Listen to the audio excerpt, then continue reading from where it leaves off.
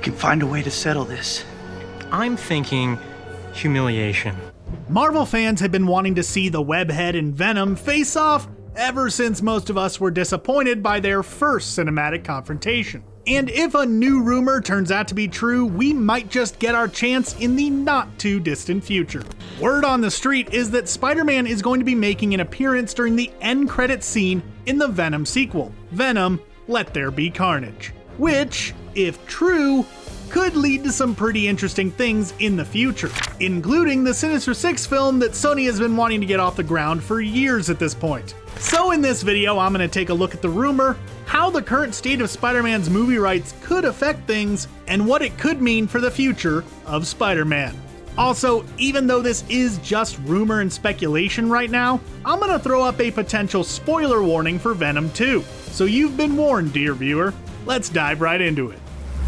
So we've all kind of been thinking that Venom: Let There Be Carnage would be when Sony would officially introduce Spider-Man to the Sony universe of Marvel characters, henceforth referred to as the SMU for the sake of my own sanity. However, some new rumors brought to the forefront of the discussion by the folks over at We Got This Covered may have just given us a bit of insight into exactly how we might be seeing the Webhead pop up in the flick. Sources close to that website have stated that at the end of Venom 2, Carnage will be in control of the Venom symbiote, having convinced it that it pretty much just exists to, well, eat people. And in this end credits scene, the two villains see a news broadcast about Spider-Man also being a villain, probably in some way connected to the big reveal at the end of Spider-Man: Far From Home. And they decide quietly amongst themselves that he should be their next target. It definitely sounds like a pretty viable end credit sequence. It's straightforward and sets up a future storyline in an exciting way.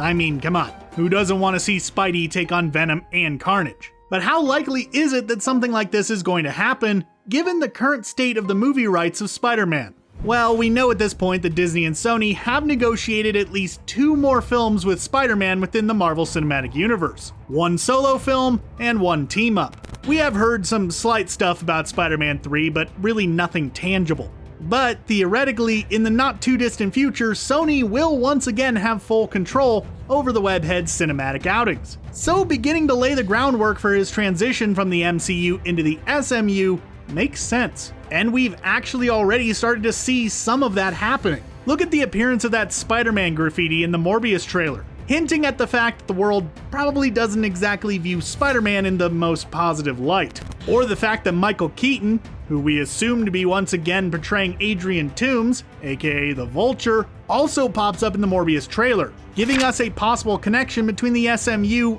and Spider-Man.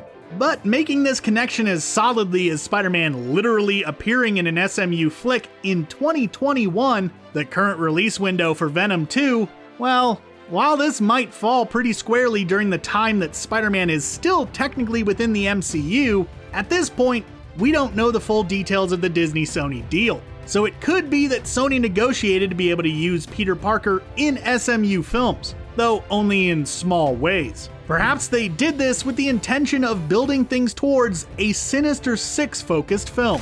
You see, ever since Sony was still working on the Amazing Spider-Man films, the studio has wanted to produce a movie featuring the Sinister Six, a team of supervillains with one focused goal: the destruction of Spider-Man. It is a very popular team within the comics, and seeing some of the most powerful and well-known members of Spider-Man's rogues gallery all coming together to take him on the big screen would certainly be a pretty big audience draw. And so far, they've actually done a pretty good job of setting up a pretty solid potential team. Of course, there is Vulture, who seems to be making the jump from the MCU to SMU alongside Spider-Man, and the trailer for Morbius kinda makes it look like he might be in a position to recruit the vampiric doctor to his cause. And if the rumor about how Venom 2 will end is true, that'll free up not just Carnage, but also Venom himself to join the roster of villains. That's already 4 out of 6 potential members, which is a pretty great start.